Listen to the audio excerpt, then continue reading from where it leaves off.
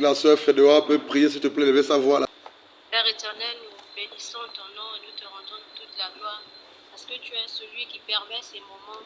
Et nous croyons, Seigneur, que de la même manière que tu nous as déplacés, nous croyons, Seigneur, que tu as prévu, Seigneur, quelque chose pour nous ce soir. Alors nous te recommandons ces moments et nous voulons, Seigneur, que tu prennes le contrôle de tout ce qui se fera, que tout ce qui se dira et tout ce qui se fera soit inspiré par ton esprit, Seigneur, et que nous soyons soumis à ton esprit, que nous soyons soumis à l'autorité de ton esprit. Seigneur, que ta parole trouve en nous, Seigneur, des terres fertiles, Seigneur, afin qu'elle puisse produire des fruits dans nos vies, Père, que toute la gloire te revienne à toi seul et à jamais. C'est au nom puissant de Jésus que j'ai prié. Amen. Amen. Est-ce qu'on peut acclamer le Seigneur?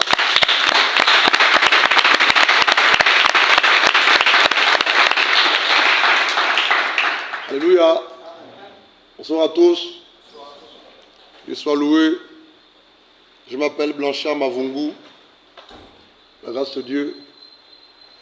Ma charmante et délicieuse épouse s'appelle Mavungu Doris. Luigi. C'est le verbe luire. Nous sommes mariés depuis 2012. Par la grâce de Dieu. Le 2 et le 3 mars 2012. J'ai bien dit non? À Libreville au Gabon. L'état civil et la coutume. Nous avons 6 enfants biologiques. Le plus grand, l'aîné, a 20 actuellement. À la grâce de Dieu, il va en deuxième année informatique à Libreville. Et le garçon il a 11 ans actuellement. Il est en 6e. La fille, elle a 8 ans en 4e année. Ensuite, 7 ans. Il est en deuxième année. Et ensuite, 4 ans. Elle a 4 ans, mais le 5 ans. Et le dernier, il a 3 ans. Donc, il est aux 3 ans. Que Dieu soit loué. Alléluia. Quand nous sommes mariés, nous étions tous étudiants. Mon épouse et moi, elle terminait à peine sa formation. J'étais en deuxième année droit à l'UOB quand je me suis marié. J'étais encore étudiant. Et depuis 2012 jusqu'à maintenant, mon épouse et moi, juste après le mariage, on a commencé véritablement à servir Dieu. Notre première mission pratique, c'était la prison centrale de Libreville. Nous sommes allés, une fois mariés, je crois, 1-2 semaines après ça, non? Notre mariage. Nous sommes à la prison centrale de Libreville prêcher l'évangile. Et là-bas, ils ont sorti les dames. À l'époque, c'était M. Ngoussi. Rien à voir avec le pasteur Ngoussi que vous connaissez, Télésphore. Il était chef du social là-bas, du social, qui est maintenant actuellement directeur général de la prison de Libreville. Il a sorti les femmes et c'est mon épouse qui a partagé ce jour-là. Et c'était vraiment notre premier bain.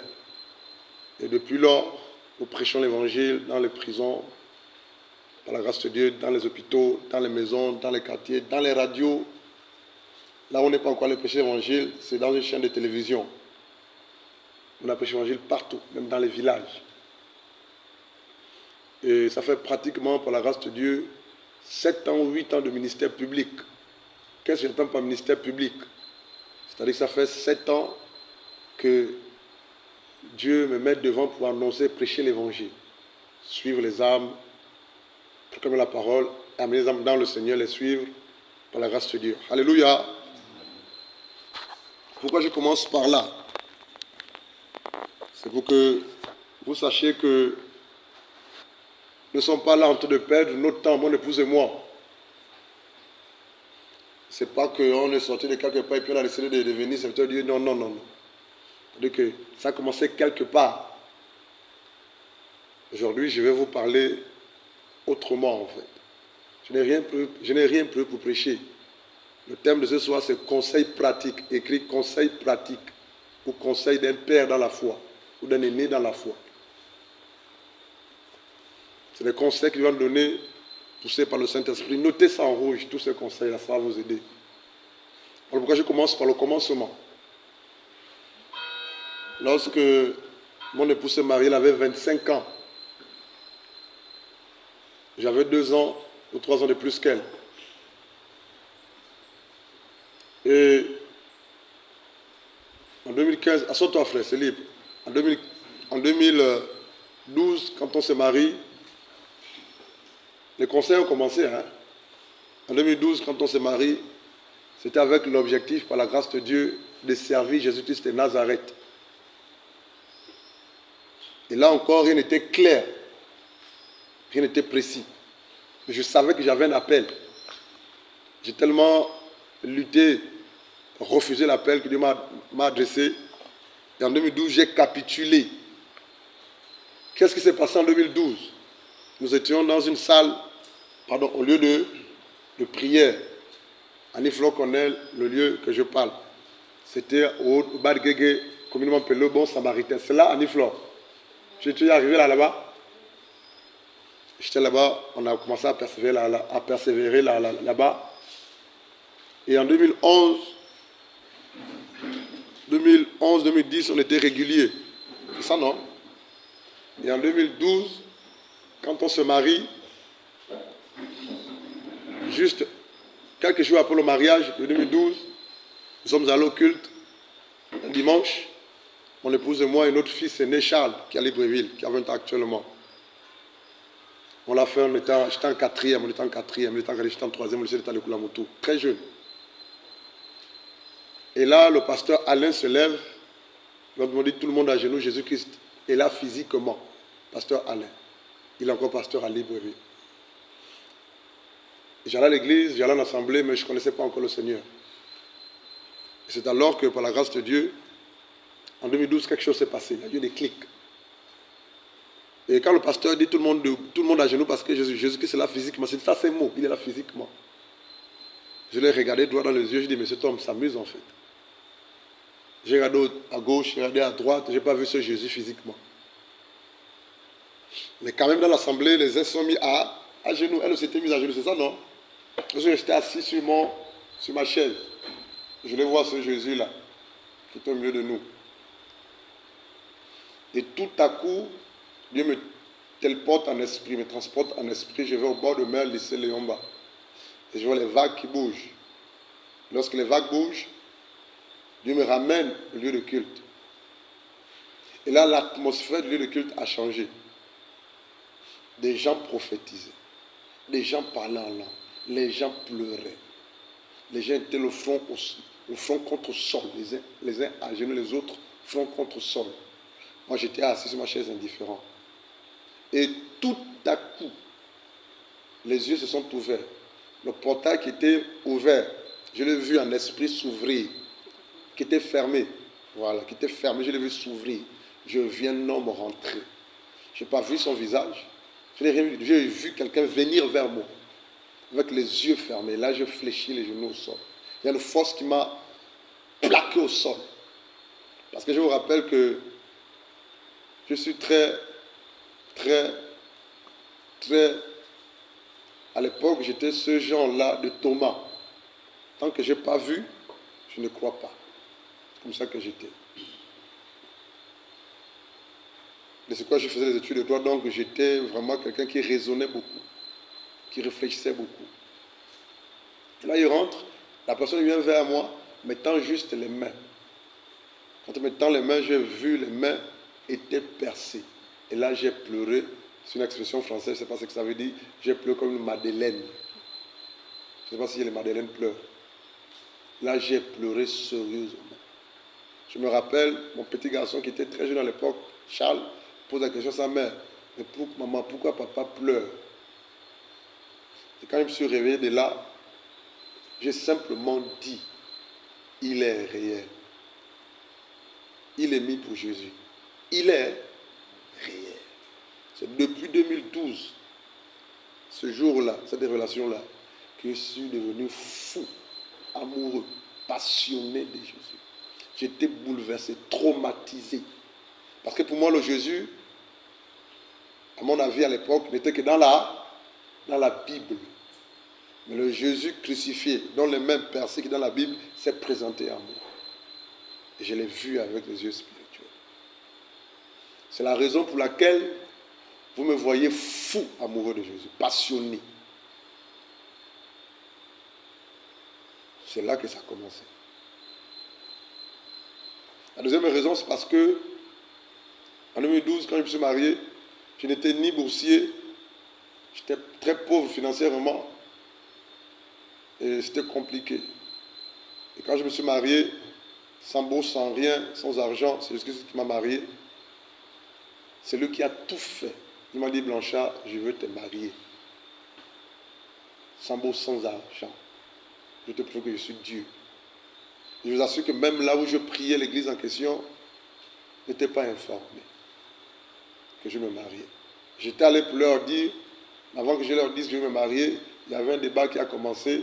On ne peut pas se marier sans travailler, sans avoir du travail. Moi, je ne travaillais pas, j'étais étudiant sans bourse. Donc, j'ai fermé ma bouche. Je dis, si je dis ça là, je vais me marier dans un an là, ils vont me cogner dessus. Comme je connais les anciens là. N'est-ce pas, Niflo? Je me suis tué. Je suis reparti chez moi avec mon projet dans le cœur. Les genoux là, si j'ai seulement mon pantalon là, c'est noir. Et pour ça, je n'ai à prier. Et Dieu m'a marié.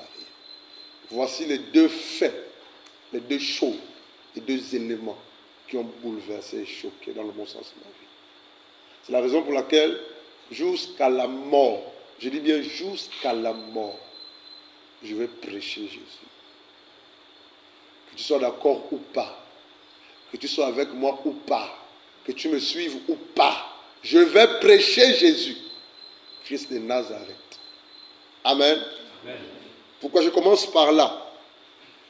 Pour que vous sachiez que je ne suis pas quelqu'un qui sort de nulle part, un arriviste, sans être orgueilleux. J'ai fait l'école. On épousait là.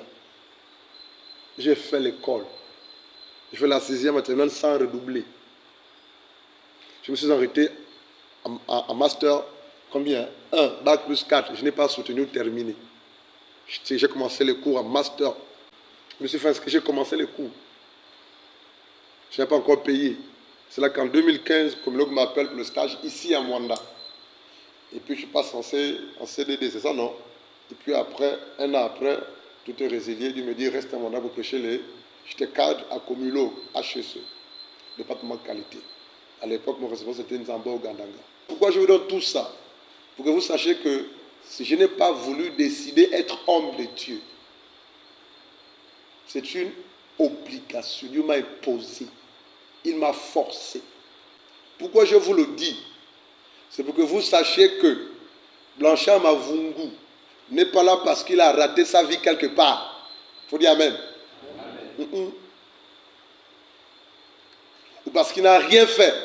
Tous mes condisciples de classe, que ce soit au primaire, au lycée ou en fac, savent que là c'est un bosseur. Je vous le dis de cette manière pour que vous sachiez que ce que nous faisons ici est sérieux. Si je l'accorde, dis Amen. Amen. J'ai plaqué mes études. J'ai plaqué le travail. J'ai plaqué, abandonné plusieurs choses pour accepter l'appel et la mission. Pour que les âmes soient sauvées. Je ne prêche pas l'évangile comme tout le monde. Je ne prêche pas l'évangile pour m'enrichir ou pour de l'argent. Si c'était le cas, on ne devait pas prêcher directement.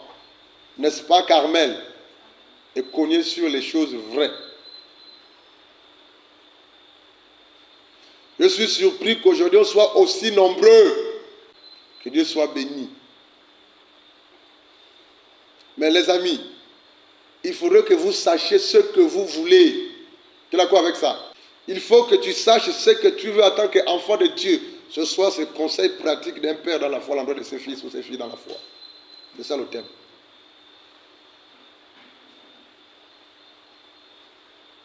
Il faut que tu saches, que vous sachiez ce que vous voulez. Mon épouse et moi, on sait, avant qu'on se marie, qu'on se marie pour servir Dieu. Avec ou sans travail ou sans argent. Voilà pourquoi on ne peut plus faire demi-tour. Elle ne peut pas faire demi-tour. Elle est obligée de me suivre dans l'œuvre de la mission de l'évangélisation pour le salut des âmes. Voilà pourquoi quand j'ai arrêté de travailler comme une autre, je n'avais plus rien. Avec notre petit salaire à la fonction publique, elle est restée. Elle a la possibilité de repartir faire un concours à l'IBV d'État pour grandir. Elle et moi, on s'est dit quoi? Elle ne bouge pas. On reste avec notre petit sac qui nous donne de la fonction publique. On sert Dieu à deux ensemble. Et c'est là le premier conseil. Il faut que tu saches ce que tu veux. Qu'est-ce que tu veux? Tu te maries pour quel but? Pour quelle raison? Est-ce pour satisfaire ta libido? Ou parce que tu veux honorer Dieu, faire sa volonté à deux avec ton mari ou ta femme? Parce que si vous ne répondez pas à cette question, si cette question n'est pas traitée à la base, une fois marié, vous serez confus. Vous allez courir après tout et n'importe quoi. Une petite opportunité qui va se présenter, vous allez vous séparer parce qu'on va avoir beaucoup plus d'argent, on va avoir beaucoup plus ceci. Vous allez oublier les raisons pour lesquelles Dieu vous a marié. Là, je m'adresse à des hommes et à des femmes qui sont nés de nouveau, qui sont chrétiennes, qui assistent aux réunions de futurs mariés parce qu'ils savent que Dieu va les marier. Ou ils sont sur le point de se marier. Ils se marient d'abord pour honorer Dieu. Si tu es d'accord, dis Amen. Lis-nous s'il te plaît combien de couples par la grâce de Dieu nous a utilisé pour les faire entrer dans leur mariage. Depuis 2012 jusqu'à présent. Depuis 2012 jusqu'à 2024, par la grâce de Dieu, il y a 16 couples, le Seigneur a permis qu'on accompagne dans le mariage, et 7 couples mariés qu'on a accompagnés dans le suivi en fait. Il y a dans le mariage, mais qui avaient des difficultés dans le mariage. Qui comprend ce qu'elle a dit? Qui veut répondre? Virgilio. Elle a dit depuis 2012, vous avez accompagné déjà 16 personnes et 7 couples qui déjà étaient mariés, mais que vous accompagnez dans le conseil et bien d'autres. Ok. Qui comprend? C'est exact ce qu'il a dit. C'est exact. Ok. En français simple. Depuis 2012 jusqu'à 2024, par la grâce de Dieu, il y a 16 couples que Dieu a introduits dans le mariage par notre canal. C'est clair, non? Dieu nous a utilisés pour les amener dans le 16 couples.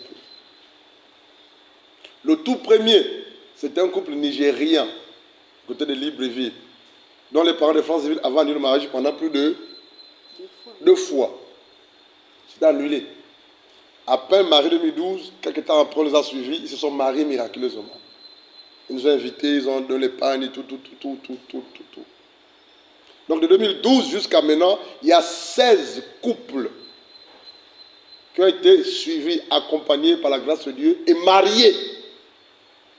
Dont le mariage était certainement difficile, compliqué, mais Dieu a fait crash 16 couples. Depuis 2012 jusqu'à maintenant. Que ce soit moins âgé ou plus âgé que nous. Et ça, c'est la vérité. Là, je vous donne l'expérience. Je ne sais pas si tu comprends ça. C'est pour dire qu'il y a l'expérience. Nous, ça fait 13 ans de vie de mariage commune. Et il y en a combien? 7 déjà qui étaient mariés, mais qui avaient des problèmes difficiles, compliqués, qui ont été suivis, priés, encouragés, conseillés, dont on a vu les fruits, et on voit encore les fruits en fait. Donc, nous ne sommes pas là pour nous amuser. Parmi ces couples qu'on a accompagnés au mariage là, à Mwanda, le premier couple, c'était qui? Fabrice et ça, et Vouri, le couple Vouri. Et les autres ont suivi. Alléluia. Certainement, tu vas te dire, mais pourquoi il parle de ça aujourd'hui? Pourquoi on parle de ça aujourd'hui? Qui peut répondre à la question? Oui, André. Bien, merci. Je ne suis pas très sûr, mais je me dis que le partage d'expérience, comme on a dit, ces conseils pratiques, c'est pour nous dire, parce que la question est bien posée, pourquoi on se marie? Vous avez décliné les raisons pour lesquelles, d'abord vous avez commencé à prêcher, et vous êtes marié, et maintenant vous nous dites maintenant le travail par lequel, en fait, Dieu vous utilise, dans quel sens par rapport à d'autres couples. Donc, vous nous montrez que votre mariage aussi peut porter des fruits dans d'autres couples, à travers des conseils, des accompagnements, etc., etc. En gros, votre étoile fait briller d'autres personnes. Moi, je comprends ça comme ça. Je vais vous dire quelque chose. Même les maris peuvent prendre la parole. Oui, frère Boris. Bonsoir, je suis le frère Boris. En fait, je voulais parler par rapport au processus. Donc, vous avez parlé des étapes. Vous avez commencé par votre cursus scolaire jusqu'à nos jours. Donc, c'est un peu ça, pour ma part. D'accord. il parle du processus, il a voulu. Bon, selon lui, il pense que je voulais relever montrer le processus. Là-bas jusqu'à maintenant. D'accord. Quelqu'un d'autre? Quelque chose? Dans la parole à Bonsoir. Ce que moi j'ai compris, c'est que si vous avez commencé par là, c'est juste pour nous dire que vous avez l'expérience dans ce que vous êtes en train de nous enseigner. Dieu te bénisse. Dans la parole à une seule et ton choix. Si vous avez commencé par là, en fait, c'est pour que nous puissions aussi suivre votre exemple, en fait. C'est très bien. Dieu te bénisse. Dans la parole à quelqu'un qui est en ligne. Sœur Fedora. Bonsoir. Bonsoir. Je vais rejoindre le frère André, ce qu'il a dit. On va dire comment? C'est nous montrer peut-être d'où vous venez. Voyez à travers vous. Donc que nous aussi nous sachions que là où nous voulons nous marier, qu'on ne se marie pas pour nous-mêmes en fait. Comme vous l'avez dit, c'est d'abord pour honorer Dieu et ensuite aussi de faire sa volonté, c'est-à-dire là où il veut nous emmener. Et comment notre mariage aussi pourra être une bénédiction pour d'autres personnes. D'accord. Alléluia. Que Dieu soit béni. Vous avez noté combien de conseils sur ton calepin? Combien de conseils tu as noté? Lis-nous-les s'il te plaît. Le premier conseil, c'est se marier pour servir Jésus. D'accord. Deuxième conseil, c'est savoir ce que l'on veut et la raison ou les raisons principales pour lesquelles on veut se marier. D'accord. Frère Sylvain, vous avez noté les conseils? Oui. Lesquels? Bonsoir à tous. Bonsoir. Le premier conseil que j'ai noté, c'est faire taire le raisonnement. D'accord. C'est tout. Ok. Et toi, le conseil que tu as noté? Bonsoir. Bonsoir. Sors un peu la Je suis la voix. sœur Iden. J'ai noté par le témoignage du papa qui donnait les raisons pour lesquelles il s'est marié. J'ai noté qu'on se marie pour servir Dieu. J'ai aussi noté que c'est comme conseil que c'est Jésus-Christ qui marie et qu'en tant qu'enfant de Dieu, il est nécessaire que nous puissions savoir ce pourquoi nous voulons nous marier. D'accord. Alléluia. Nous allons évoluer. Ce livre est le tout premier livre au milieu de nous qui a été rédigé et ce n'est que le résultat de quelques enseignements reçus lors des 2 années passées. C'est la chose. Et elle a fait un point dessus. C'est dans la chaîne. Et ce livre-là, qui l'a déjà lu?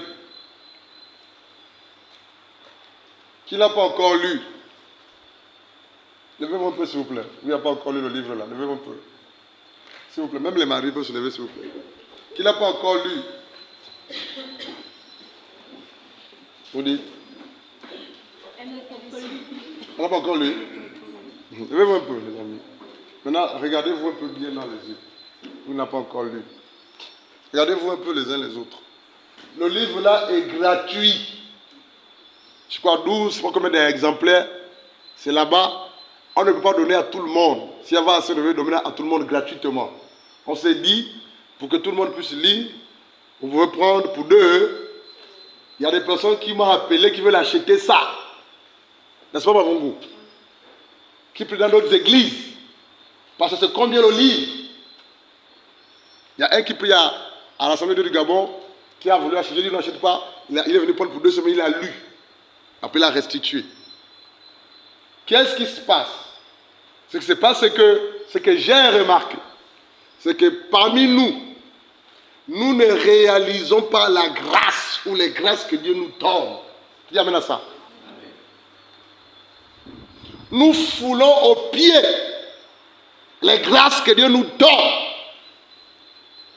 Ce livre-là, si on le vendait, pour le vendre à combien? Selon toi, estime un prix. 25 000. Il faut de l'or. Les gens le demandent pour acheter, on refuse. Si on était cupide, on devait vendre. Vrai ou faux? Il est gratuit. La sœur l'a édité avec ses frères, mais c'est gratuit. C'est les enseignements qu'on a reçus ici, qu'elle n'a fait que rédiger, mettre sur le livre. On ne peut pas voir quelque chose aussi riche au milieu de nous, et vous, en tant que frères et sœurs, ne bénéficiez pas. C'est gratuit, les amis. Asseyez-vous, les amis. C'est gratuit. Qu'est-ce qui se passe? Ce qui se passe, c'est que, personnellement, j'ai compris que quand on fait les choses simplement, gratuitement, surtout pour Dieu, il y a des personnes ignorantes ou mal informées qui pensent qu'il n'y a pas de la valeur dans ces choses-là, qui amène à ça. C'est la vérité. Mais si on aurait dit que c'est payant, vrai ou faux, vous devez courir pour acheter. N'est-ce pas? N'est-ce pas, Carmen? Oui, les amis. J'ai lu quelques pages. C'est riche. Si tu as oublié les enseignements reçus dans le passé, ou si tes notes ne sont pas si riches, relis seulement le livre là. On te permet de prendre d'aller photocopier, vrai ou faux? C'est ça, non? Il y a même le format numérique. Le format numérique.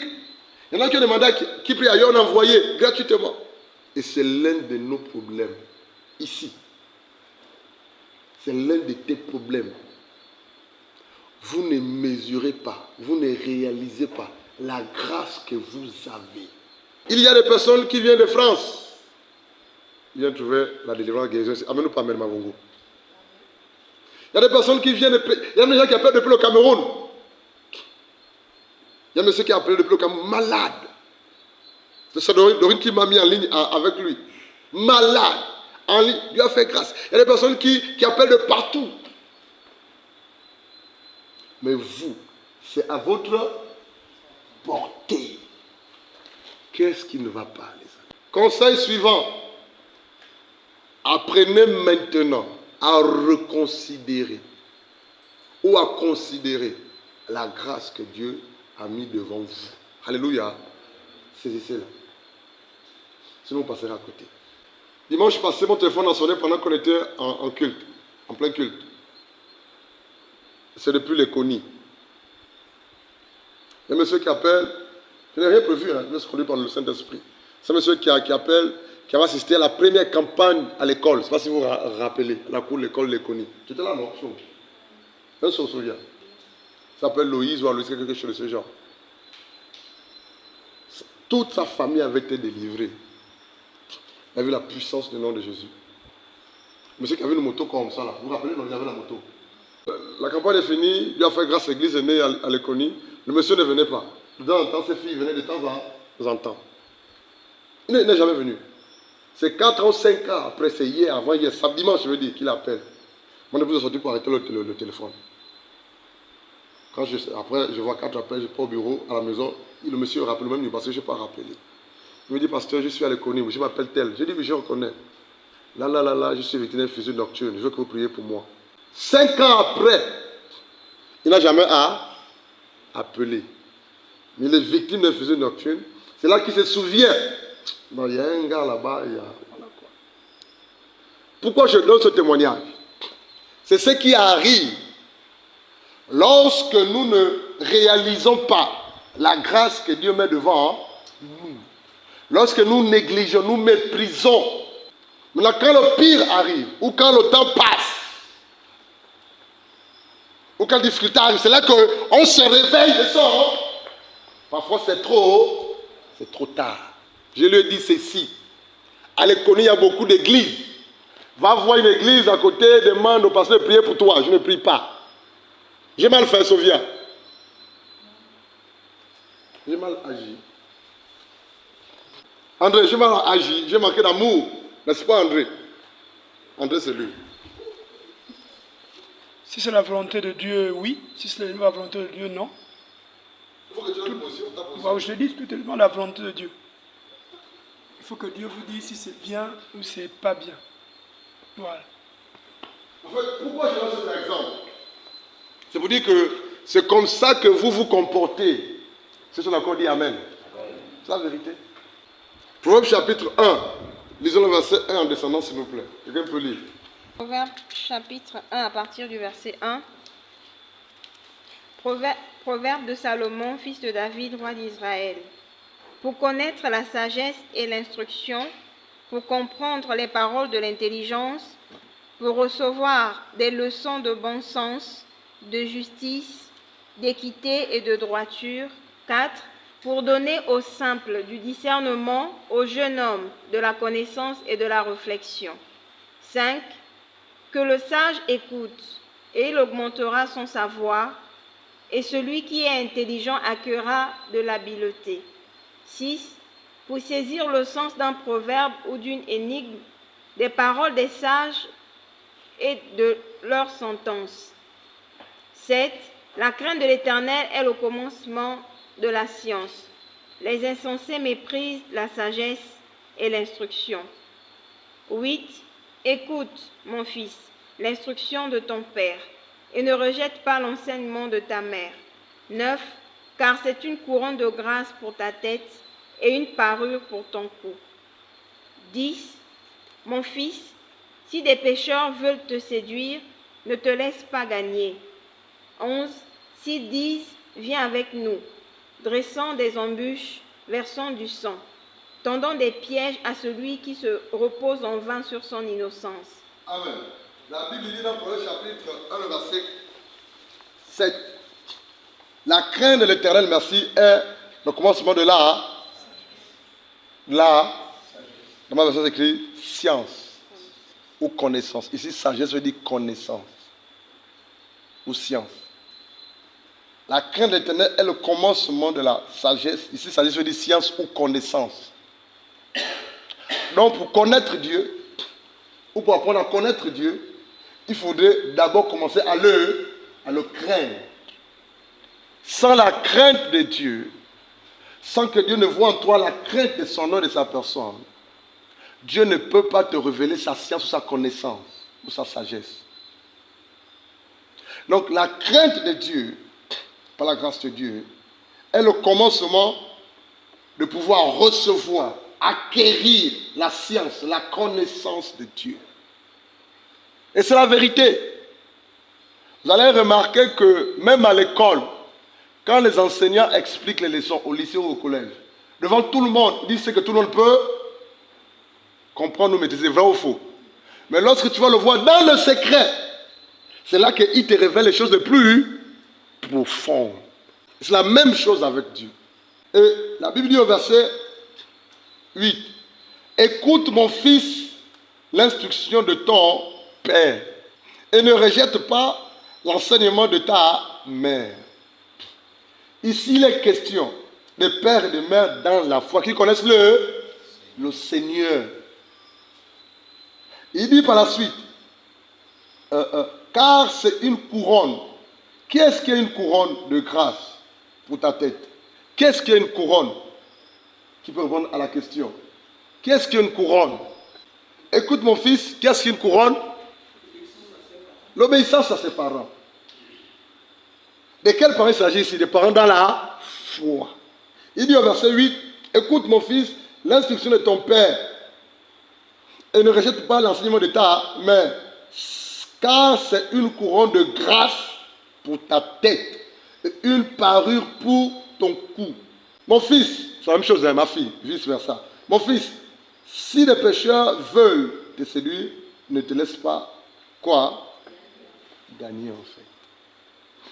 Pourquoi j'ai lu Proverbe chapitre 1?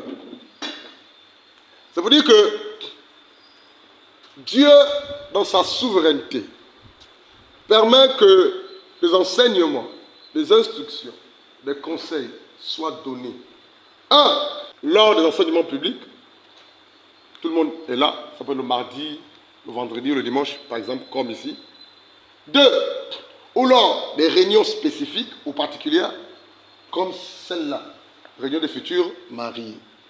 3, de manière personnelle, à 2 ou à 3, hors du lieu de culte, ou au bureau, ou dans le lieu de culte, où il n'y a pas tout le monde, il n'y a que 2 ou 3, ou toi qui es là. Pourquoi? Parce que Dieu veut faire de toi une personne aguerrie, disciplinée, bâtie, construite, éveillée, une personne qui peut être une source de bénédiction pour les autres.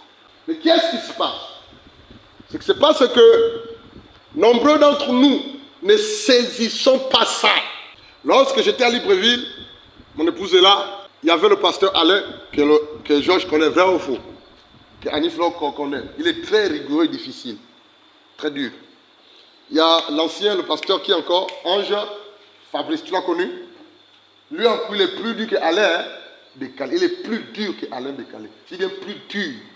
Mais c'est vers lui, les deux d'ailleurs, mais plus vers Ange Fabrice, pasteur, que j'allais, mon épouse et moi, pour demander conseil. Je quittais de chez nous à l'époque pour aller chez lui. Il habitait loin. Mais ce frère-là, il n'a pas ses 2 pieds, il est handicapé, il a 2 béquilles. C'est ça, non? Ou bien? Mais en lui, j'ai vu Jésus, la grâce dans la parole, dans l'enseignement. Lui, il n'a pas la grâce d'en chasser les démons. Non, non, non, non, non, non, non, non. Lui, c'est quoi?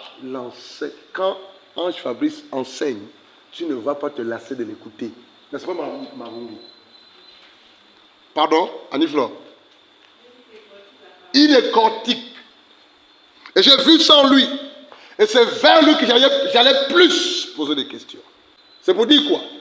C'est pour dire que j'ai vu en lui quelqu'un en qui je peux recevoir quelque chose pour le ministère. Et lorsqu'il me donne des conseils, ça va durer longtemps, après je suis venu à Mwanda. Lorsqu'il me donne des conseils, des instructions, je prenais ça, je mettais ça là, et je mettais en pratique. Lui peut t'enseigner, peut te prêcher. Il ne chasse pas les démons au nom de Jésus. Les malades ne sont pas guéris. Lui seulement décortiquer la parole. Je me rappelle même à Libreville, on disait, on les a qualifiés. Il y a un qui a la puissance et l'autre seulement la grâce de l'enseignement. Quand vous aimez qualifier les serviteurs du vrai ou faux, c'est pour ça qu'on les appelait. L'un a la puissance, c'était le pasteur Alain, c'est ça non? Alain c'est l'un quand il prêche là. Lui il n'enseigne pas, lui seulement prêche 2-3 versets et puis les gens sont restaurés, délivrés. Mais Ange Fabrice, lui c'est l'enseignement, il n'y a pas la puissance. Quand vous disiez, l'un a la puissance, l'autre a seulement quoi? La doctrine, l'enseignement. C'est pour ça qu'on les appelait. Pourquoi j'en parle? J'allais au pied de ces hommes-là. Et ils m'éprouvaient beaucoup. Je me rappelle, l'une des épreuves que le pasteur Alain m'avait adressée, c'était en public. Un dimanche. Je me lève pour aller enseigner la parole. Un dimanche, à Libreville. Je prenais un enseignement de 1 heure, plus. Je suis debout derrière la chaire, en train de pouvoir commencer à prêcher. Il envoie un frère dit, va dire à Blanchard, je lui donne 15 minutes de prédication. 15. J'ai enlevé ma montre, j'ai posé sur la chair. J'ai arrêté avant. Pourquoi j'en parle? Puisez au maximum ce que vous voyez dans la vie des personnes que Dieu a établi sur vous. Je ne sais pas si on peut tomber d'accord là-dessus. Amen ou pas amen? Puisez au maximum. Ne vous rébellez pas. Même si vous ne comprenez pas, puisez, prenez, posez des questions. En fait c'est comme cette orange qui est pleine de jus que tu suces tant que le jus ne finit pas, tu ne finis pas de... Faites autant.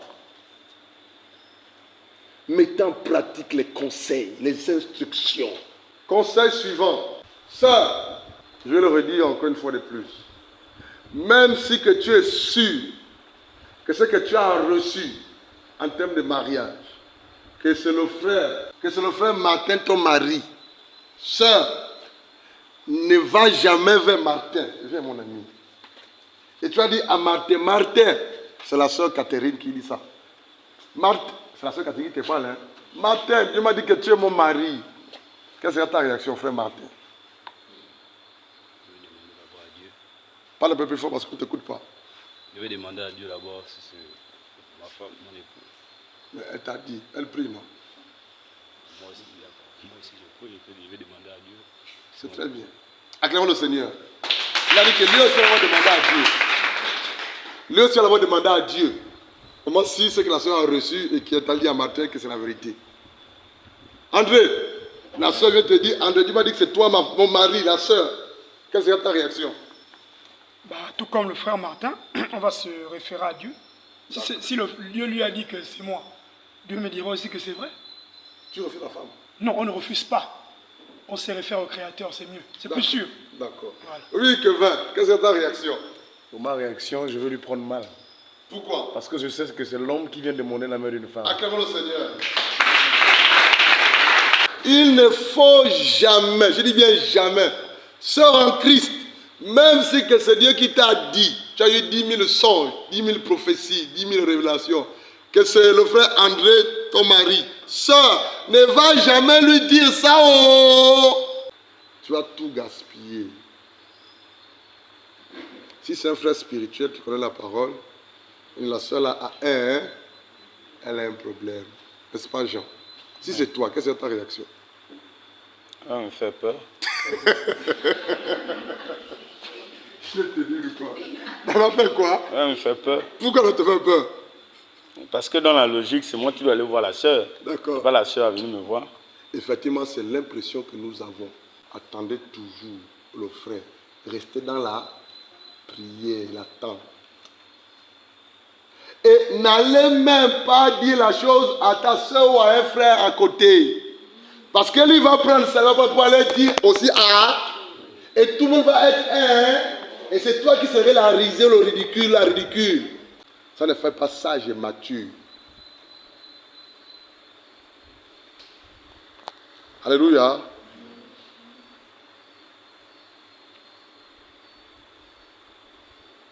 Autre conseil pratique. Question. Vas-y, rapidement. Ne me dis pas que tu es là. Ça n'arrivera jamais au nom de Jésus. Bonsoir à tous, moi c'est la sœur Alpha. J'ai entendu,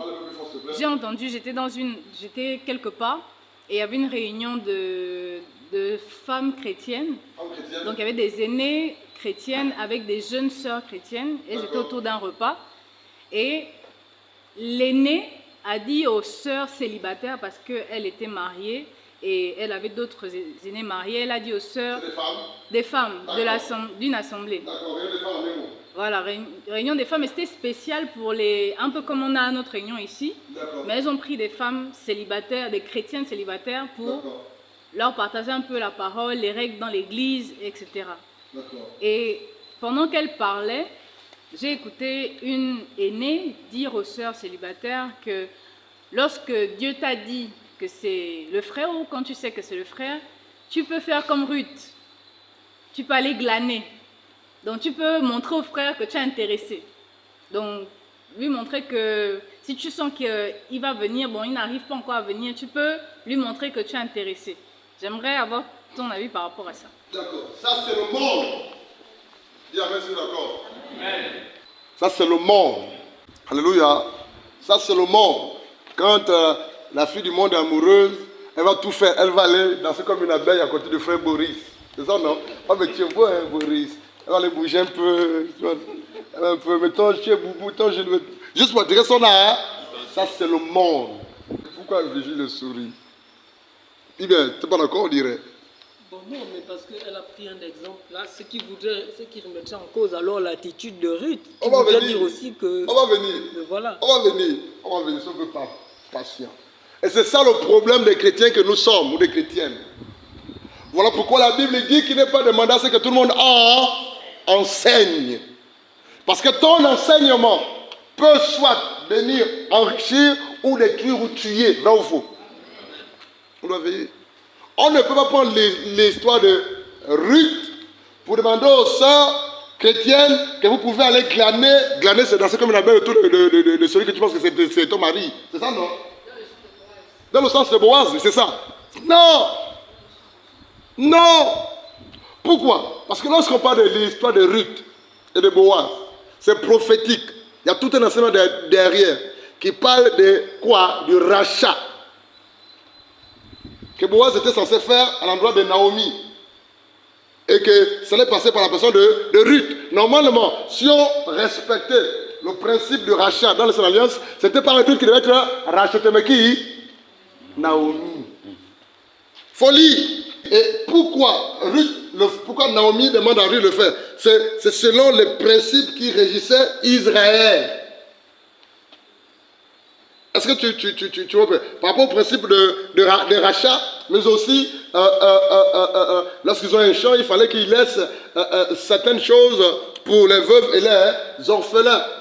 Donc on ne peut pas prendre cette histoire pour donner conseil à une sœur chrétienne en lui disant que si Dieu t'a dit que ton mari c'est Vigilio, et puis va glaner, va tourner, va réveiller la mémoire de Vigilio, bien va attirer son attention. C'est le monde. Rien à voir, hors contexte. Hors contexte. Mon frère, ma soeur, si c'est moi que tu viens voir pour dire que Dieu m'a dit, ou que tu viens tout le mois, mon ami, je vais te chasser. On est en Christ. Laisse Dieu faire par sa puissance, vrai ou faux? Laisse Dieu faire. La bouche qui parle beaucoup ne manque pas de... Tu as reçu un rêve, ou ces gens t'ont marié. Tu as reçu une prophétie. Bon, là encore, prophétie, c'est devant tout le monde. C'est même rare que Dieu parle comme ça. Un songe, un rêve, une révélation personnelle. Et puis tu vas venir aller dire à la sœur telle. La sœur telle va aller dire à la sœur telle. La sœur telle va aller dire au frère tel. Le frère tel va aller dire au frère. Et le frère concerné va être informé. Ou bien tu vas aller voir le frère lui-même. Si le frère est spirituel, qu'est-ce qu'il va faire? Il va reculer. Il y a quelqu'un derrière moi. Il y a quelqu'un derrière moi. Donc je vais m'arrêter là. Il va reculer. Il va te voir bizarrement. Alléluia. C'est des choses à éviter. Au contraire, prends tes distances pour que tu saches que c'est vraiment Dieu qui est dans l'affaire. Oui. Vigilio. Autre point, frère. Je vais être pratique avec vous ce soir. Je ne connais pas l'âge que tu as. Certainement, tu as un âge de te marier. Amen. Et si tu veux te marier et que tu sais que c'est la sœur Iden, elle est déjà occupée, elle s'est calée. Amen. Les fiançailles ont déjà été. C'est déjà fait, non? Amen. Voilà, il faut regarder Iden, non? Sinon André va tomber. Frère, si tu veux te marier et tu sais que c'est la sœur Winnie, mon ami, elle est encore libre, hein, quelqu'un peut la regarder. Tu sais ça, non? Elle n'est pas encore fiancée, la sœur en question. Ah, même lui, il a les yeux dessus, mais elle n'est pas encore occupée. Non, il faut te presser, mon frère. Et que, mais c'est simple, va vers la sœur. Viens, mon ami, viens. Tu es convaincu que Dieu t'a révélé où ton cœur bat pour la sœur, et tu es convaincu que c'est elle t'a. Vous priez ensemble. Ou elle est chrétienne, c'est selon. Mais qu'est-ce que tu dois faire? Tu es convaincu que Dieu a dit c'est elle et c'est le bon moment.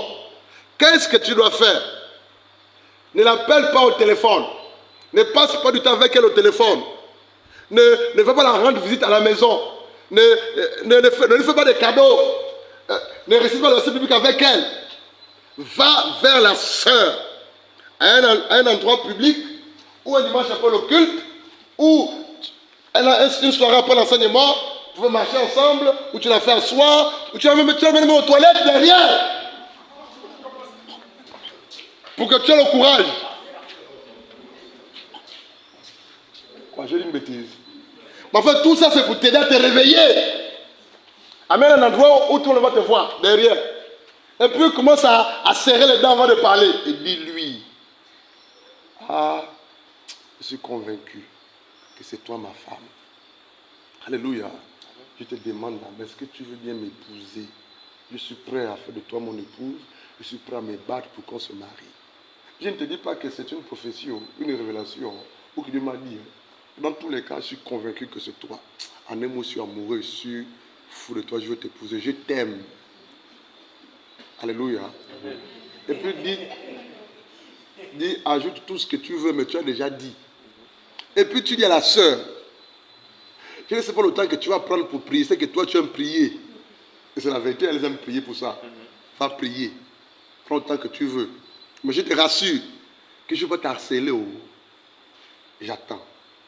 Mais tant que tu ne me réponds pas, je ne décline pas ma demande à mariage. Que Dieu te bénisse, sœur. Je m'appelle Blanchard Mavou. Que tu parles. Quoi, j'ai dit une bêtise?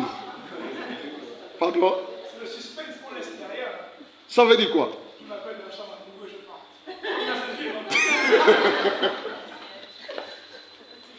Mais j'ai mon identité, non? Pardon? Non, mais ça c'est inspiré, quoi, en fait. Alléluia. Et puis tu parles. Mais arrête de jouer aux enfantillages. Les attrape-nigots. Qu'est-ce que tu as mangé ici? S'il arrive justement la main, quelle serait ta réaction? Ou si un gars comment tu vas la main, qu'est-ce que tu vas me dire? Ça, c'est la bêtise. Je dis une bêtise, frère Francis. Tu es un homme. Tu as l'esprit de Dieu. Amen. Tu es adulte. Tu es mature. Tu veux te marier. Tu es convaincu que c'est elle. Va vers la soeur. Dis-lui. Maintenant, il faut assumer quoi? La réponse. Parce que la réponse peut dire non, peut se dire oui. Dans tous les cas, assume. Mais seulement ne quitte pas l'église. Ou ne dis pas à la soeur que tu n'es pas spirituel. Donc, arrêtez un peu de vous comporter comme des enfants. Il faut savoir ce que tu veux. Tu veux te marier? Oui. Tu es convaincu que c'est la soeur Doris? Oui. Soeur Doris, je veux faire de toi. Tu n'as même pas besoin de faire un poème. Dis-lui que je veux faire de toi ma femme. Je t'aime. Je te veux. Je veux que tu sois la mère de mes multiples enfants. Alléluia. Je t'attends. Viens me donner la réponse. Va prier, jeûner si tu veux. Moi, je t'attends. Et tu continues à servir Dieu. Tu continues à prier. Mais entre-temps, ne va pas encore faire les amitiés avec une autre soeur. Ne l'appelle pas encore une autre soeur au téléphone. Non. Sois sérieux. Parce que les sœurs en Christ veulent des hommes responsables. Responsables pas dans le sens de ceux qui travaillent, qui répondent bien à la fin du mois. Responsables qui savent ce qu'ils veulent, qui craignent Dieu, qui aiment Dieu. Elles voient en toi Jésus-Christ de Nazareth. Elles veulent avoir dans leur maison, dans leur lit, dans leur foyer, un monsieur stable. Sur qui elle peut compter les nuits en cas de danger. Il va se lever, il va ordonner au nom de Jésus. Un homme qui prie, qui jeûne, qui conduit, qui dirige sa maison. Même si il n'y a pas l'argent, mais elle sait que cet homme va se battre pour aller chercher les bricoles ou le travail. C'est pas un paresseux, c'est pas un dormeur, c'est pas un ronfleur. C'est pas les shows de films où je tente ici, je blague ici. Ça c'est le film, c'est le monde. Tu veux quoi? Tu veux quoi? Réponds si tu veux. Tu veux quoi? Tu veux te marier? Mais demande bien la main à la soeur. Pourquoi tu t'amuses? Et même pour qu'elle sache que tu es sérieux. Quand tu vas demander la main, amène la date du mariage. Je le fais là, c'est là dans 1 an. Précisément telle année. Ou dans 1 an et demi, ou dans 2 ans. Je dis pareil. Et puis, vraiment, oui, mais... Elle va me te poser la question, mais... Je veux savoir, mais s'il arrivait que c'est possible, tu estimes qu'on le fait quand? Le même jour que tu te demandes la main, hein, vraiment, là, je ne suis pas encore prêt. Tu es un blagueur. Et pourquoi tu ne suis pas prêt, tu vas le demander la main? Ou bien, je parle mal. On va jeûner, on va prier. Mais quand tu demandes la main, c'est que Dieu a déjà confirmé, non? C'est que Dieu a déjà dit que c'est bon, non? C'est que Dieu a déjà donné son accord, non? Mais tu me dis, mais viens complet. Quand tu viens voir la soeur, viens complet, veut dire quoi? Amène la date. Tout préparé. Et puis tu dis, financièrement, il n'y a rien, mais je crois qu'au nom de Jésus, à cette date, on va se... Parce que les sœurs, les femmes dans le Seigneur aiment les hommes de foi. Je vous dis ça, les amis, les frères. Les femmes dans le Seigneur, les sœurs, aiment les hommes les hommes pratiques, pragmatiques. Voilà pourquoi, à chaque fois qu'un fils vient me voir pour dire que papa, je veux me marier avec, Dieu m'a dit que c'est tel, et bien je suis convaincu que c'est tel, et puis je le reçois, je donne le conseil, et après je les appelle les deux. Dites-moi ce que vous voulez. Soyez pratiques. Oh, on ne sait pas encore, on peut. Je dis, allez prier, prenez 1 mois, 2 mois, 3 semaines, revenez me voir ici à tel mois avec une date. C'est là que les choses vont seulement commencer. Oui, j'ai une question. Bon, moi je voulais juste savoir en fait, quand tu fais ta demande, il s'agit là des personnes qui se sont préalablement fréquentées ou bien sans se fréquenter, et puis tu viens, tu dis, bon, moi c'est la sœur telle. Là, c'est à toi de répondre à la question. Tu veux une soeur avec qui tu t'es fréquenté ou quelqu'un tu vois quelqu'un avec qui tu n'as pas encore fréquenté? Non, mais parce que moi je dis que c'est d'abord, comment on appelle ça, la base, c'est au moins ça, se fréquenter. Ça permet de connaître la personne. Bon, comme j'entendais là, tu n'appelles pas au téléphone, tu ne fais pas ceci. Tu vois juste dans l'assemblée, après tu dis, bon, moi je suis convaincu que c'est elle. Mais au fur et à mesure que tu vas fréquenter la personne, tu peux même t'apercevoir au finish que... Hein? Comment? Oh, c'est trop dit, hein, démon. Mais quand même qu'il y a certaines qualités que tu recherches, mais qu'il n'y a plus chez la personne. C'est pourquoi je dis ce qui serait primordial, C'est d'abord de se fréquenter, c'est à la suite de ça que maintenant une demande peut arriver. D'accord. Qui peut avoir la question? On va trois des réponses, en ligne ou sur place. Donne-lui le micro, s'il te plaît. Bon, Par rapport à son propos. Comme papa venait à peine de parler tout à l'heure, là il a pris un exemple comme la fréquentation en lieu public. Voilà. Ok. Oui, Idem. Déjà, je voulais dire que... Parle un peu fort, s'il te plaît. Il y en a qui sont là-bas. Vous l'écoutez. Déjà, je voulais dire que se fréquenter, c'est trop dire. Vaut mieux côtoyer la personne de façon simple. Parce que si tu parles de fréquentation, c'est plus intime en fait. Et quand vous allez vous retrouver dans un coin où vous ne devez pas vous retrouver, le diable sera là avec vous, il va vous tenter en fait. Donc c'est mieux de côtoyer la personne simplement, soit au téléphone, vous parlez, mais pas à des heures tardives. Il faut vraiment respecter ça. Donne le micro à une de tes personnes de ton choix. Une de tes personnes de ton choix. Un frère de son enjeu. Est-ce qu'il faut se fréquenter au préalable avant de demander la main? C'est acté de faire de cela. D'accord. Moi, je voulais dire que si tu es convaincu que c'est ta soeur, que Dieu t'a confié dans le secret que c'est ta soeur, tu viens et tu fais la demande simplement. D'accord. Donne le micro à la soeur Bertie. La fréquentation avant le mariage, c'est primordial avant de demander la main. Bon, les fréquentations, Parle un peu fort, s'il te plaît, le frère je pourrais dire, les fréquentations, en fait, c'est pour mieux connaître, faire l'introspection de chacun d'entre nous, entre les deux partenaires. D'accord. Donc, apprendre à se connaître, essayer de voir. Et selon toi, ça se passe où et comment? Bon, moi, je dis que c'est dans un cas, et peut-être dans les lieux publics. D'accord. Parce que c'est pas restreint. Ou bien, tu n'as pas encore demandé mais ça la peut main. ça peut se faire dans ta maison, dans ton studio. Le frère vient dans ton studio, vous passez la journée ensemble. Vous regardez la télé, vous chantez ensemble, vous priez ensemble. Ça dépend. De quoi? De tout un chacun, il y a d'autres, il y a le libre arbitre, en fait. D'accord. Ok. Donc, je réponds à Diewa. Ensuite, tu conclus avec un frère. Bonsoir tout le monde. Le frère qui va demander la main, là, vous pouvez d'abord te fréquenter. On parle ici de mariage chrétien. Et selon la parole de Dieu au commencement, c'est Dieu qui a emmené Ève vers Adam, en fait, pour dire « Voici celle que j'ai faite pour toi ». Et en tant qu'enfant de Dieu, nous avons en nous l'Esprit de Dieu qui nous convainc que voici la femme ou l'homme que Dieu a fait pour nous. Et pour le cas des frères, c'est Dieu qui choisit. Et tout au long de ces programmes, j'ai retenu que c'est Dieu qui fait le choix pour moi. Et en tant qu'enfant de Dieu, je fais confiance à Dieu. S'il me dit que c'est l'homme que j'ai prévu pour toi, Leslie, je me soumets à la volonté de Dieu. Et si cet homme vient vers moi, l'Esprit de Dieu qui est en moi va authentifier ce choix. Comment, je ne sais pas, mais je saurai que ça, c'est le choix de Dieu. Parce que son esprit me le dira. Et après, quand il viendra me voir, étant donné que le Seigneur m'a convaincu que c'est lui, j'accepte. Et c'est après l'acceptation qu'on va se fréquenter. Et là encore, se fréquenter, comme disait la sœur Eden, c'est un peu intime. On va chercher à se connaître. Mais avant toute chose, c'est le Saint-Esprit qui nous aide à connaître tout un chacun. Je peux faire semblant d'être bien quand on est ensemble, mais après le mariage, je montre qui je suis réellement. Donc c'est le Saint-Esprit qui m'aide à connaître qui est véritablement l'homme que je m'apprête à épouser. Maintenant, pour connaître comment je me comporte, pendant ces enseignements également, on nous a appris qu'on peut se rencontrer dans des lieux publics. On assemble et on peut passer du temps. On peut aller chez un ancien. Je peux apprendre à préparer chez un ancien couple marié, chez qui on se retrouve pour échanger, pour préparer. On peut aller dans un lieu public, en fait, au restaurant. Mais surtout, éviter des lieux où on se retrouvera à deux seulement pour éviter de tomber dans le péché du sexe, en fait, un peu des choses comme ça. Amen. Alléluia. Je vais rajouter quelque chose. Vous savez, l'affaire de fréquenter avant de demander la main, c'est la majorité où, en général, la question revient souvent. Voilà quoi.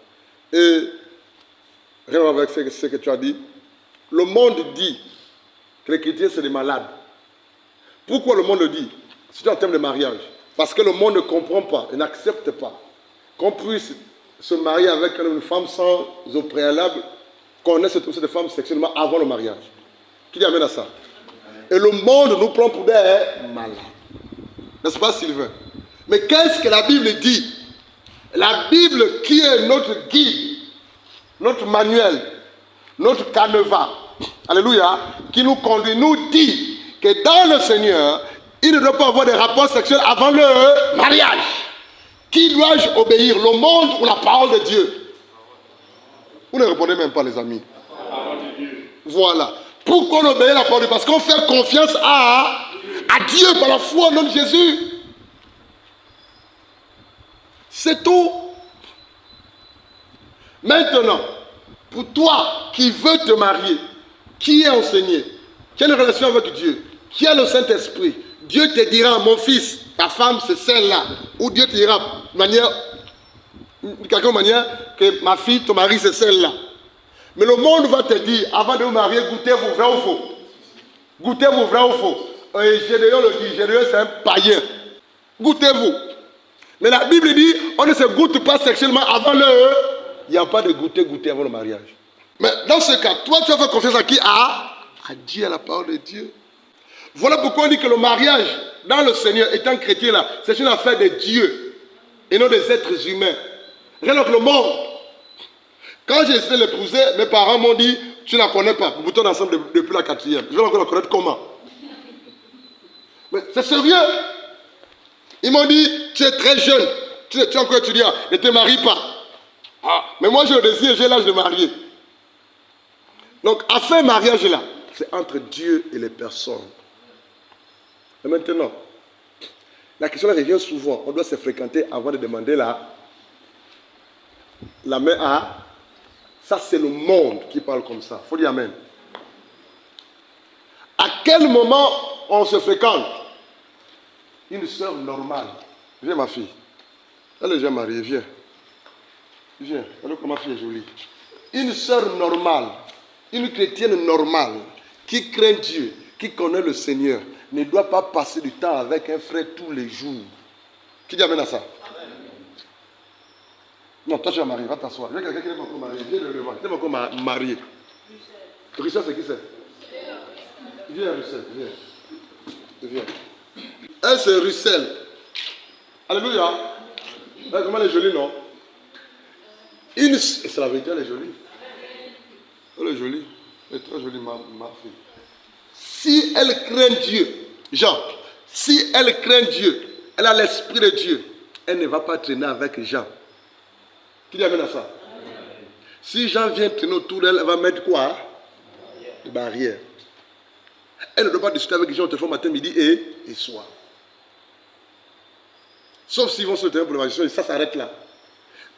Ils peuvent discuter, mais il y a des limites. Il y a des limites. Maintenant, à quel moment Jean peut franchir cette limite-là? C'est un exemple, hein? Je ne dis pas que c'est la femme, c'est le mari. Alléluia. Voilà quoi. À quel moment, si elle seulement, si Jean vient maintenant officiellement demander la main à la sœur qui veut te marier, et si la sœur dit oui, maintenant elle va casser certaines, parce qu'ils vont commencer à se fréquenter, à se parler, à se découvrir, à se dire certaines choses pour se connaître.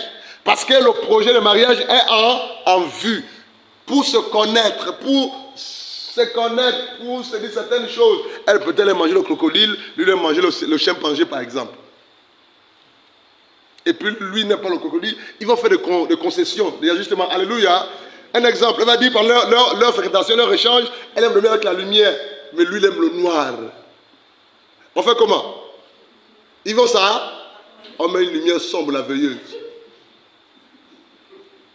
Pourquoi vous souriez? On voit des choses sérieuses. Il y a des hommes qui aiment dormir dans le noir, et des femmes avec la lumière. C'est le cas de mon épouse et moi.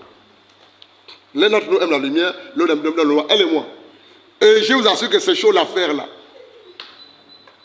Mais il faudrait s'accorder. Et c'est pendant nos fréquentations, après qu'il ait demandé la soeur qu'elle va s'ouvrir. Parce qu'elle ne peut pas s'ouvrir au frère Jean, que comme ça, frère Jean, viens me mettre le noir. Frère Jean, viens me mettre dans le noir. Ils ont quel lien avec le frère Jean? Mais c'est parce que le frère Jean demandé la main que maintenant va commencer à s'ouvrir. Les fiançailles ont déjà été consommées, c'est arrêté la date. Ils vont maintenant se dire certaines, ça c'est après les fiançailles. Et cela commence à se fréquenter. Mais là encore, on ne couche pas si on est chrétien véritablement. C'est la même chose. Assote mon ami. Idée de l'autre, venez. Quoi, vous êtes fatigué? Vous êtes encore marié, vous fatigué. Parce que Iden et André, c'est ça non? Ils sont connus depuis des années. Dans ta chambre, c'est de quel côté? À droite. À droite. Elle, c'est de quel côté? Tu es sur sa chambre. C'est quoi là-bas? Frotter la crème. Acclamons le Seigneur.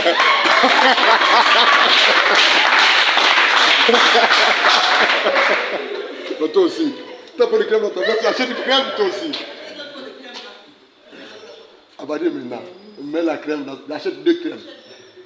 Avant la fois de poser dans sa chambre. En fait, pourquoi je les fais lever? Eux, c'est différent. Ils se connaissent déjà, vrai ou faux? À la fois sexuellement et depuis dans le monde, vrai ou faux? Et là, ils se sont séparés des lits, c'est ça non? Ils se préparent pour le mariage. Ils se connaissent déjà. Maintenant, tout ce qu'ils ont à faire, c'est vraiment de quoi? Distance de sécurité. Là, il n'y a pas de problème. Ils se connaissent déjà. Mais dans le monde, quand vous y avez demandé la main pour le cas de ceux-là, ils vont que dire non, vous ne vous connaissez pas bien. C'est ça, non? Alors qu'ils sont ensemble depuis des années. Non, vous ne vous connaissez pas encore bien. Non, fréquentez-vous encore bien. Pourquoi je donne ces 2 exemples? Asseyez-vous, les amis. C'est juste pour vous dire que les fréquentations pour nous qui sommes enfants de Dieu, c'est fait véritablement entre un homme et une femme chrétienne. Que lorsque le frère a déjà demandé officiellement la main à, et la sœur a dit oui. Mais ils peuvent se fréquenter parce que tout le monde sait. Même si on les voit dans un restaurant à 2, en train de manger face à face à 2, il n'y a pas de souci, vrai ou faux? Mais ça fait même bizarre. Tu n'as pas demandé la main à la sœur, viens. Pose ton sac. Viens. Assois-toi là.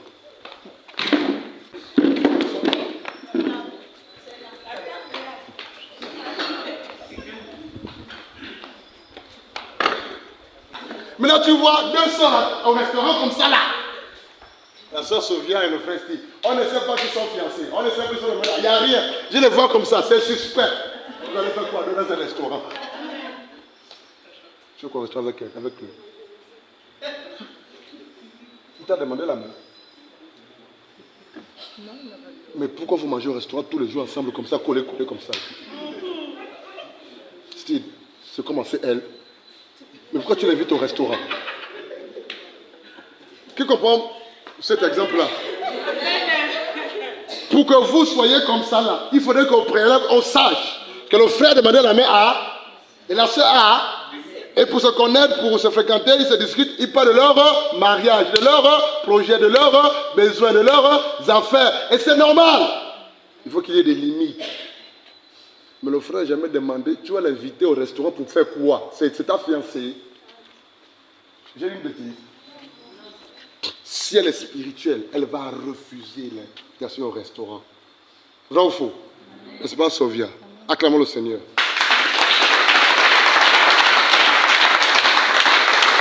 Je vais aller plus loin.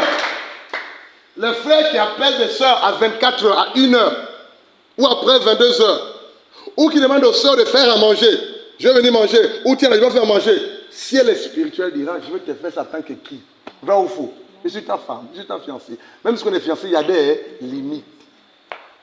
Mais vous, les sœurs, vous aimez ça. Vrai ou faux?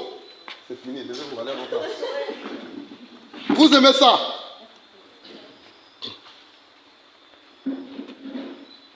Voilà pourquoi, sœur, il faut être stable, équilibré. Quand tu vois un frère, je te parle, c'est le conseil simple et pratique. Sinon, ça va retarder ton mariage. Si tu vois un frère qui vient vers toi pour te perdre du temps, pour te fatiguer, il n'est jamais direct et sérieux, zappe-le. Je ne sais pas si vous comprenez ça. Il faut qu'il te dise clairement ce qu'il veut. Il t'appelle 1 fois, 2 fois, 3 fois, ça dure pendant 1 an ou 3 mois, il te dit rien de concret. Bon, tu l'appelles tous les jours pour lui dire quoi?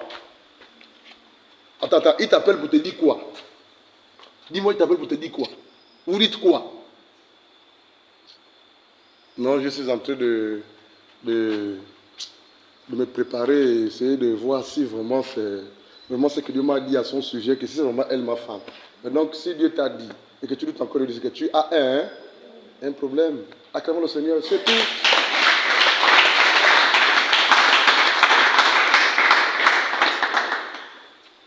Donc, il faut que tu saches ce que tu veux. Si tu es convaincu que c'est elle, va vers la soeur, demande un mariage. Alléluia.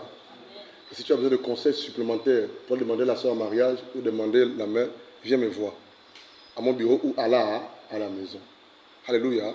Et je vais même te donner les mots. Et je viens dois lever là-bas. Non, on ne va pas s'éterniser sur la question en fait, parce que c'était toujours un rapport. D'accord, c'est très bien. Amen. Autre conseil pratique, on arrête bientôt. Sœur, tant que le frère ne t'a pas demandé officiellement la main, ne pense pas que c'est lui ton mari. C'est pas si vous me comprenez. Même si tu fais les rêves ou les cauchemars, tu vois le frère. Mais tant qu'officiellement n'est pas venu vers toi, sœur, pour te dire, je fais de toi mon épouse, c'est pas lui. Jusqu'à ce qu'il vienne te voir.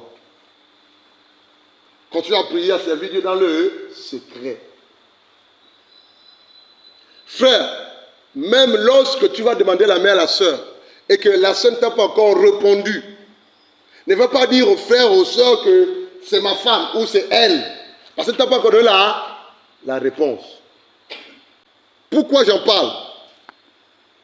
C'est pour que l'on soit responsable. Autre chose, il y a des frères dans le Seigneur, lorsque ils ont une idée vers la sœur, en temps de mariage, ils gâtent la sœur. Vrai ou faux? Ils gâtent. Ça veut dire quoi gâter? Donner les présents, donner l'argent. Ça, c'est le monde. Pourquoi tu donnes les présents avant? Pourquoi tu envoies le crédit? Pourquoi? Oui, parce que de toute façon, il n'y a pas de souci. Mais si tu le fais parce que tu veux qu'elle te dise oui, quand tu donnes la main, c'est que tu es déjà à côté. On n'achète pas le cœur de la sœur avec des présents ou des cadeaux. Ça, c'est le monde. Je te conseille même de ne pas le faire. Si tu as une sœur à qui Dieu a dit que c'est elle, qui ne t'a pas encore demandé la main, si tu as commencé à donner des présents avant, réponds-toi. Tu vas tout détruire. Tu vas passer à côté. Ça, c'est le monde. Le monde, comment est-ce qu'on fonctionnait dans le monde, Julio? Quand on est amoureux d'une fille, on fait comment? Et justement, des présents et autres. Mais on le fait pourquoi? Dans l'intention de... Voilà. La Bible dit que ceux qui sont en Christ sont une nouvelle créature. Les choses anciennes sont. Hein? Donc, normalement, en Christ, on ne doit plus fonctionner pareillement. Qui est d'accord avec ça? Oui, frère.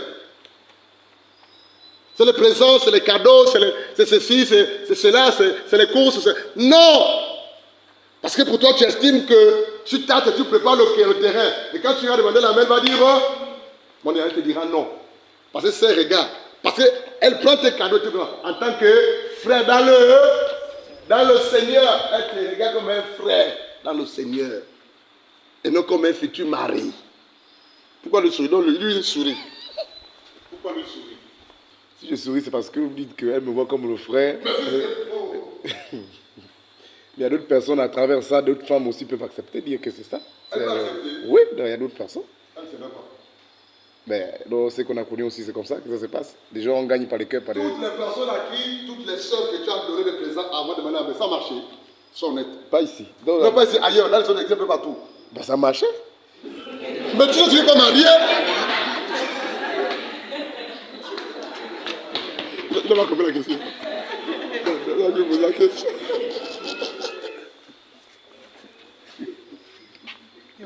Pose la question, Jean. Pose la question, je vais compris. Jean, pose la question. J'ai oublié la question. On va reformuler la question. Le pasteur disait que toutes les sœurs dans les autres assemblées à qui tu as fait des présents, ok, est-ce qu'elles t'ont accepté? Visiblement non, vu que tu n'as pas la bague. Donc, en conclusion, elles ont plus profité de ces présents que d'autres choses. Bon, là, l'acceptation s'effectue dans le jour auparavant. Tu parles de mari. Non, on parle du fait que si tu fais les présents dans l'intention que la sœur te dise oui, je vais être ta femme, apparemment, ça n'a pas marché. Donc, c'est dans quelle intention que tu peux donner des présents à une sœur, là-bas? Dans l'intention qu'elle dise oui. Mais c'était pour la voir, c'est tout. Justement, mais apparemment, non, ça n'a pas marché. Hein? Apparemment, ça n'a pas marché. Non, mais ça a marché dans le contexte, pas dans le contexte des maris. Ah oui. Ah oui, dans le contexte. Ok. Qui comprend mon langage? Et le livre des Cantiques le dit. On n'achète pas l'amour. Nous sommes nombreux là. Et c'est ces erreurs que l'on commet toujours ou qu'on a commis dans le passé. Lui, il a commis ça. Il faut arrêter. Plusieurs fois. C'est mon fils. Il me dit. Pour que tu saches que cette sœur te dit oui en termes de mariage, après lui avoir demandé la main, avec le cœur, parce que c'est lui qui est au centre, il faut que ça se fasse proprement. Que ta conscience soit propre, tranquille. Ce n'est pas après des centaines de mille, ou des cadeaux, ou des présents, ou des crédits de téléphone, elle va te dire oui. Mais elle te dit oui parce que tu lui donnes des cadeaux. Quand il n'y aura plus les cadeaux, elle va fuir. Tu payes sa scolarité, tu payes sa maison, tu payes son combo au chocolat, tu fais ceci. Elle va dire, mais lui, avec lui, j'ai ce que je veux. Mais pourquoi pas dire oui? Le jour là, quand tu vas perdre le travail, elle va aller encocher celui qui va lui donner ça. Amen.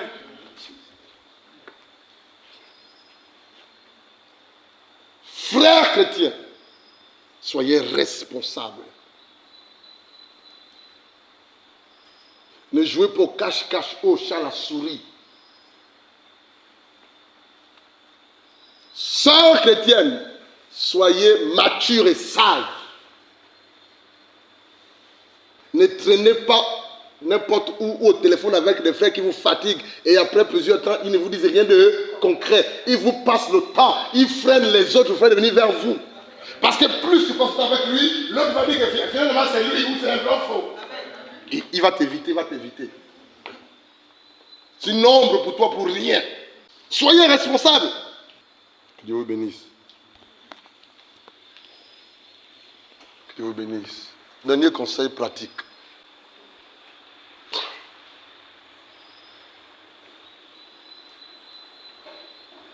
Si tu pries dans cette assemblée et qu'un frère vient te demander la main et qu'il n'assiste pas aux réunions des futurs mariés, zappe-le. Ça prouve qu'il n'est pas. Qui l'a dit? Qui l'a dit lève la main? C'est tout.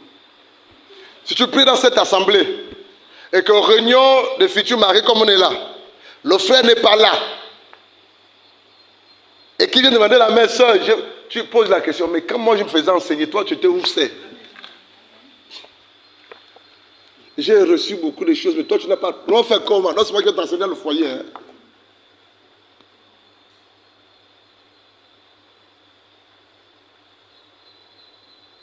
Frère, ne va pas se demander la main de soeur qui n'est pas là. Parce que tu es en avance par rapport à elle. C'est de l'immaturité, l'irresponsabilité. Alléluia. Alléluia. Ce que je sais, c'est que tout ce temps que vous allez vous marier, au nom de Jésus, mais maintenant, soyez conformes, restez sur la parole. Évitez les erreurs qu'on a commises dans le passé, étant dans le monde ou étant en Christ, qu'on a commis, qui sont contraires à la parole de Dieu. Et mettez en pratique les conseils qu'on vous donne, si et seulement si c'est conforme à la parole de Dieu. Prions le Seigneur.